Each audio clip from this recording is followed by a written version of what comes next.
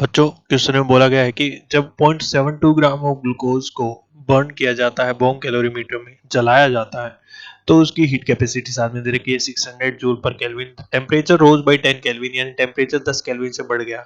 इसकी internal energy में change अपने को बताना है, वो भी मेगा जूल। मेगा जूल दे रखा है, मेगा जूल पर मोल दहन होने पर, तो ये कंबशन होने पर। तो हिंदी में बता देता हूँ, इस बॉम कैलोरीमीटर जो नियत आयतन पर काम करता है कि के अंदर 0.72 ग्राम ग्लूकोज को जलाया गया, इसकी उष्माधारिता दे रखी है।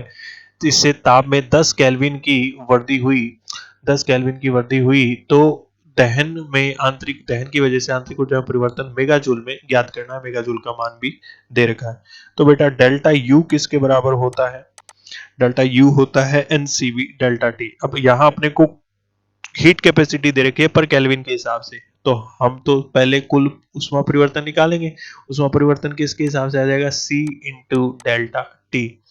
अब जो है ये वैल्यू जो है माइनस होगी। क्यों? क्योंकि ये एक्सोथर्मिक रिएक्शन होती है और एक्सोथर्मिक रिएक्शन में हीट निकलती है, तो ये माइनस आ गया। अच्छा, 0.72 ग्राम था, अपने को तो पर मोल में ज्ञात करना है, पर मोल में, तो इसको नंबर ऑफ मोल जितने भी आ रहे हैं उससे अपने को डिवाइड करना पड़ेगा। तो माइनस सी कितना दे रखा है इन्होंने? 600 इंटू डेल्टा टी कितना आ गया? 10 divide by n, number of mole calculate करेंगे तो 0.72 ग्राम था, 0.72 डिवाइड बाई इसका molar mass which is equal to 180। अब आप ये पूरा कैलकुलेट करेंगे तो ये वैल्यू बन जाएगी -1.5 इंटू 10⁶ जूल।